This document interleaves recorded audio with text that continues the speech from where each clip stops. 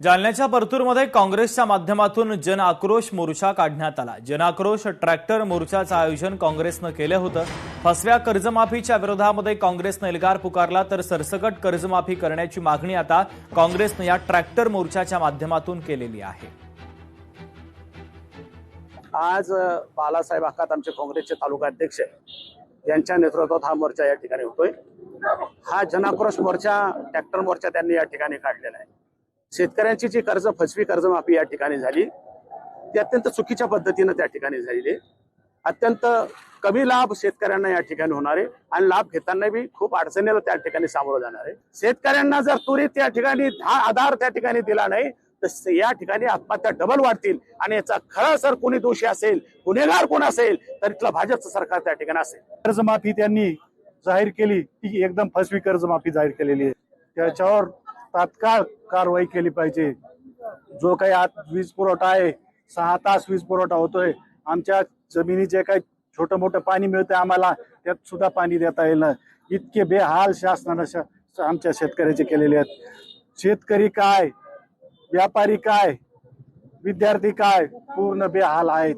म्हणून मला एवढंच सांगायचंय की याच्यानंतर जर शासन नाही याच्यात बदल केला शासनानं तर आम्ही स्वतः रस्त्यावर उतरून सगळंही पूर्ण तीव्र आंदोलन करू। राष्ट्रवादीच्या वर्धापन दिनी धनंजय मुंडे यांनी केलेल्या वक्तव्यावर अंबादास दानवे यांनी निशाणा साधला। पक्षामध्ये एवढे खेळाडू, प्रत्येक जण विचारतोय आपला नंबर कधी, असं धनंजय मुंडे यांनी म्हटलं होतं। सोबतच कार्यकर्त्यांच्या निष्ठेला पक्षानं स्थान देणं गरजेचं आहे।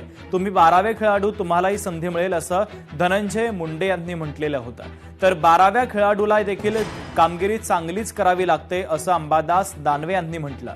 तर धनंजय मुंडे यांनी जे कर्तृत्व गाजवलंय ते पाहिलं तर त्यांचा नंबर 16 मध्ये सुद्धा लागू नये, असं अंबादास दानवे यांनी म्हटलेलं आहे। सगळ्या खेळाचा विषय झाला, पण आपल्या सगळ्या सर्व उत्कृष्ट खेळाडू इथं व्यासपीठावर बघत असताना समोरचे खेळाडू जे इथं बसले, जे खरे राष्ट्रवादी काँग्रेस पक्षाचे कार्यकर्ते आहेत, ते नेमकं बघतायत की आपण सुद्धा टीम मध्ये आहेत, पण 12वेत आपला नंबर कधी लागतो। म्हणजे तुमच्या भावना मी या भावनिक आजच्या 27व्या वर्धापन दिनाच्या निमित्ताच्या कार्यक्रमात ओळखल्यानं म्हणजे तुम्ही आता 12व्यात राहणार नाही, तुम्हाला सुद्धा संधी मिळेल। 12व्या खेळाडूला कामगिरी चांगलीच करावी लागते। 12वा खेळाडू म्हणजे काय सबस्टिट्यूट नसतो। 12वा खेळाडू 11 खेळाडूच्या ताकदीचाच असतो। धनंजय मुंडे यांचं जे कर्तृत्व गाजवलेलं आहे, ज्या पद्धतीनं त्यांनी निरपराध लोकांच्या प्रकरणात ते सहभागी आहे, ते पाहिलं तर ते 16 मध्ये सुद्धा लागू नये त्यांनी, अशा प्रकारची स्थिती आहे। 12 तर फार लांब। खासदार संजय राऊतांनी केंद्र सरकारवर पुन्हा एकदा घणाघाती टीका केली। केंद्रातील सैतानांशी लढायचं असेल तर पांडवांप्रमाणे मजबूतीने उभं राहावं लागेल, असं राऊतांनी म्हटलं। ज्यांच्या बाजूने संजय होता ते कौरव होते, असं नवनाथ बन यांनी म्हटलं। मोदी अर्जुनाप्रमाणे देशासाठी काम करतायत, असा पलटवार आता नवनाथ बन यांनी राऊतांवर केलेला आहे। हे घरातले चोर आहेत का, दरोडेखोर आहेत का? त्या मंदिरामध्ये प्रभू श्रीरामाचे 5 कोटी रुपये चोरणारे कोण आहेत? हे 100% भारतीय जनता पक्षाचेच लोक आहेत। हे कळल्यापासून आम्ही अस्वस्थ आहोत। जर आपल्याला केंद्रातल्या सध्याच्या बकासूर आणि सैतानांशी लढायचं असेल तर पांडवांच्या बाजूने जसे अनेक घटक उभे राहिले सत्याच्या लढाईसाठी, पांडवांच्या बाजूने कौरव मजबूत असताना सुद्धा अनेक जण आले, तसं आपल्याला काँग्रेसच्या बाजूनं त्यांच्या मूळ पक्षाच्या लोकांनी उभं राहिलं पाहिजे, तरच ते टिकतील, नाही तर तेही नष्ट केले जातील। संजय राऊतांचा महाभारताचा अभ्यास थोडासा कच्चा आहे।